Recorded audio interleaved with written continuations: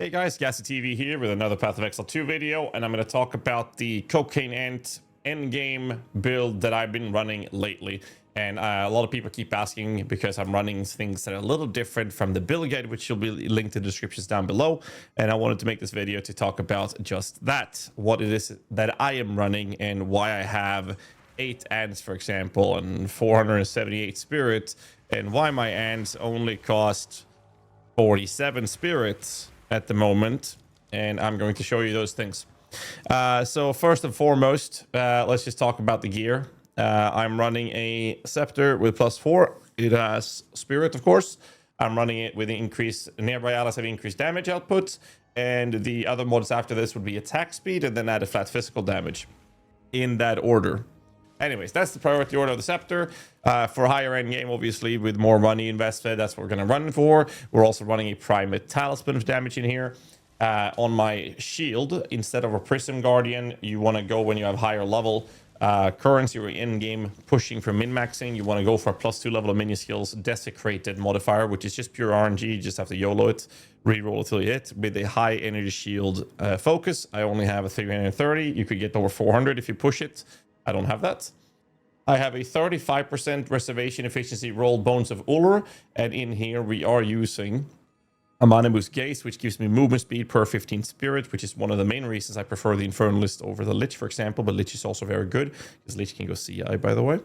So this is what we're running on the boots. Anything with 30 or higher percent reservation efficiency is very expensive, so do keep that in mind. Outside of that, I am running a Ventress Gamble. I was able to squeeze one into the build without that brick in my resistances. As you can see here, we're pretty tight on the rest, but I did squeeze in a Ventress Gamble, so if you're able to do that, go for it. The other ring is just a life and rest ring. I could get a better life here, but there's some little bit of chaos rest. I only have 52% chaos rest, but that's what I did with my rings. This one could have over 100 HP, for example. I could have over 100 HP on this, but I would lose some spirit as a result. So if you can squeeze in a Ventress Gamble, go for it for higher end game min-maxing purposes. Amulets can roll +4 level of minion skills if you use a Sanctified Essence. Let me show you how Omen, sorry. It looks like this. So what Sanctify is doing is this. Basically, you will start this Omen, right-click it, and then use a Divine Orb, and the orb will then randomly roll the values of the item between 80% and 120%, so you can actually make your Scepter +4 to +5. You can make your Amulet +3 into +4, so there's ways to push this even further if you so choose to. I have Global Defense's Energy Shield on this. However, I did start a craft project to craft one of these, which I think would be better for an Infernalist. You'd have a little less energy shield, but you would, instead of the global defense, run spirit here, which I don't have. I haven't hit that yet. And I would have max life and percent life instead, which would then give me more spirit, which would then also give me more movement speed. So I prefer something like this if I were to push it. Belt, I have a Darkness Enthroned with socket counts as a helmet. And in here, it's a 91% roll with Ralakesh. These are increased reservation efficiency of your minion skills. Do keep in mind that the PoE 2 rounds decimals, or PoE in general, rounds decimals down, which means that a Darkness Enthroned can roll between 84% up to 99%. All of those rolls will do the exact same thing, which means that I would get 11% increased efficiency of my 6% Ralakesh. But if you get 100% or higher, then you get another percent per jewel, which would be 2%. And I don't think that was worth the money. So that's what I'm running with 2 Ralakesh, and Ralakesh are pretty expensive right now. Speaking of Ralakesh, I have an Ancestral Tiara that is exceptional. Exceptional means that they have an extra socket without corrupted. So I have 2 sockets on my helmet, which is high energy shield with a flat life, because again, my spirit for more damage and movement speed, and +2 level of minion skills, and a desecrated modifier with increased spirit reservation efficiency of skills, which does apply to minion skills. This is also further to push the amount of reservation costs I have on my minions. It's very expensive to craft something like this. My gloves are just pure energy shield, triple rest based siren scale gloves. That's just defenses. As you can see, I have a lot of HP sockets. That is because of this node right here, because life gives me energy spirits, which then also gives me outside of damage, but also movement speed. So that's those pieces. And my body armor is not the best. It has a very high energy shield roll with a spirit modifier. However, if I were to push this, I could, instead of running triple resistances, I could instead use a desecrated modifier on a suffix to do the exact same thing I did with the helmet for increased spirit reservation efficiency, which would allow me to run even more minions if you really want to push it. Yes, exactly. Like this one. High spirit, high energy shield. There's an energy shield recharge, or you can do double rest. It's up to you. And then desecrate 12% spirit reservation efficiency on your body armor, which would further increase the amount of minions you can push out of the build. The support gems and everything I'm running is slightly different, and that is because we have access to way more spirit. So I'll just gonna go through what I've done when it goes to playing the build beyond the build guide. So obviously we'll have a rattling scepter for extra skeletal warriors, so we can scale the muster support. We're running sacrificial lamb, blind support. On my dog I have loyalty, elemental army, meat shield, hulking minions, and culling strike. Pain offering running expanse and dance macabre for more damage scaling. I'm running one cleric because of my current spirit count with a Brutus Brain, so he's just immortal. He's literally just there to pop some heals every now and then, mostly just resurrect skeletons that might die. Convalescence with second wind and cooldown recovery. Despair curse, I'll explain this in a moment. We have hex bloom, focused curse, and heightened curse. Which curse support you running is kind of personal preference, preferential, but a despair curse is being used. We don't need vulnerability because we instantly break enemies boss's armor within a second, so we don't need vulnerability, so despair will actually help us a lot. Frost mages, I'm running one frost mage. I have bidding, I don't actually use the skill, so this one is completely irrelevant. Freeze and deep freeze, I never see them freeze anything, so I think they're irrelevant, and duration is also completely, again, irrelevant. So if anything, what I should be doing is take these away, and I should be running something like last gasp or something like that instead, which would actually be noticeable if they die, so something like that would be better. Brute, however, we are using. On the Brute, I do have bidding because I am using the Shattering Roar, and I have Tech Cross Revenge in case he dies. He would then be still alive for a little bit. Meat Shield for tankiness, and then Magnified Area. That is because of this AoE circle. You see, if the cooldown could come up, I'll show you. Good lord, those spiders. So those ants, man. All right, pop, pop, pop. All right, here we go. Boom. That circle right there. That circle is the Shattering Roar, and this is intimidating enemies. That makes them deal 10% less damage and also take 10% increased damage from all sources. It's a very good damage boost, and it scales muster for having an extra minion.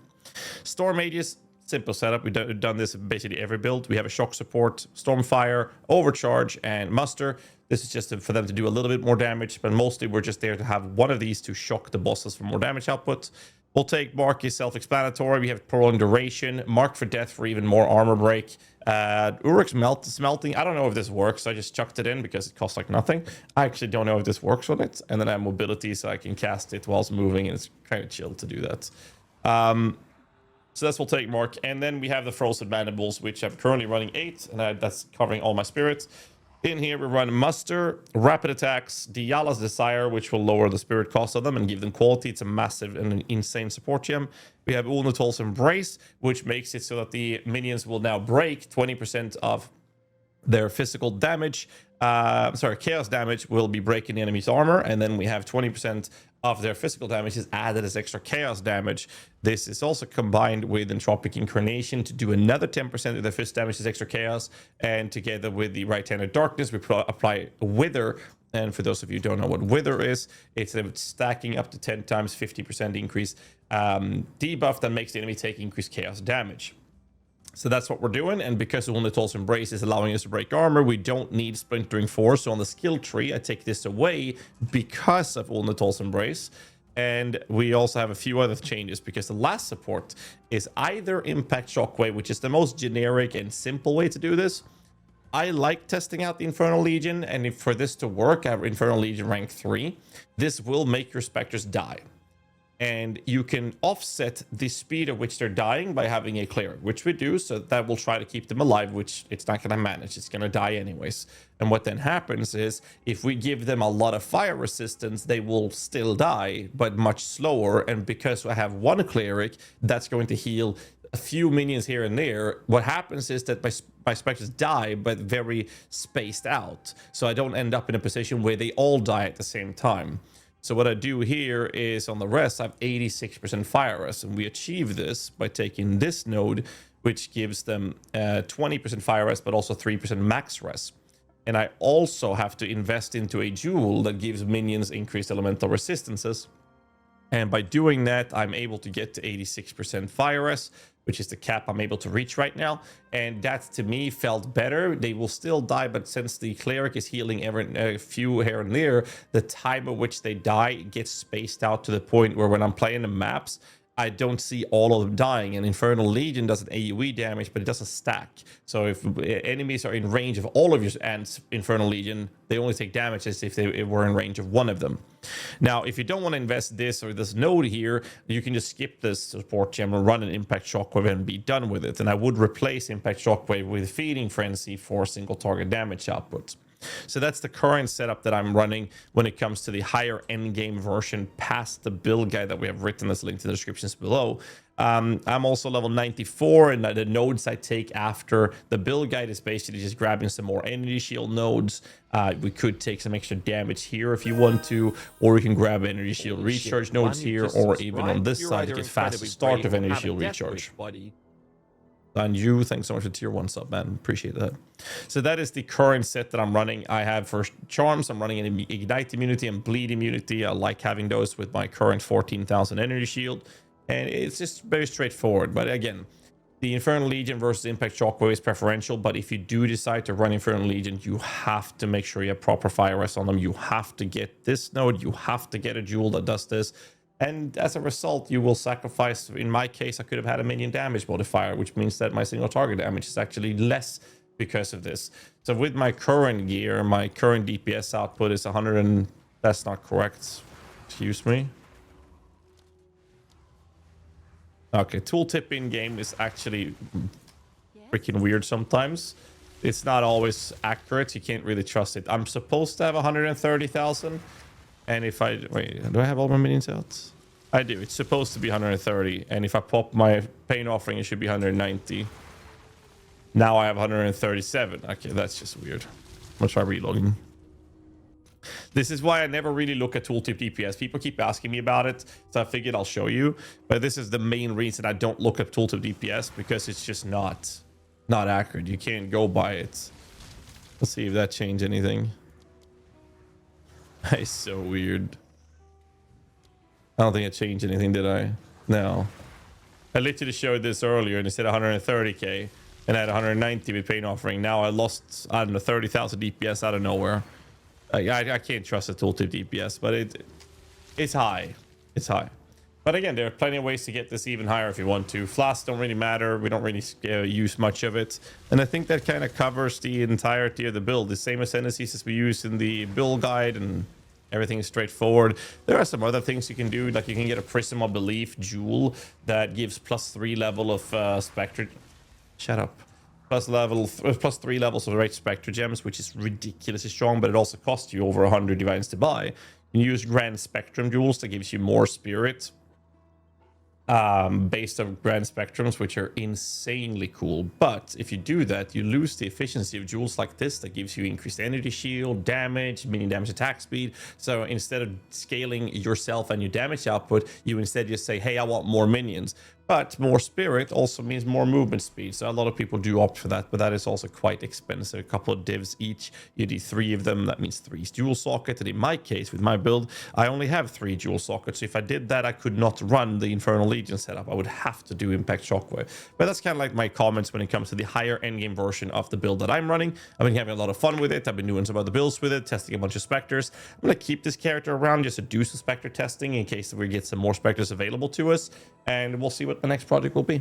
Hope you guys enjoyed the video. I'll catch you guys in the next one. Don't forget to hit the like button, subscribe for more content, and stay safe. Keep rocking.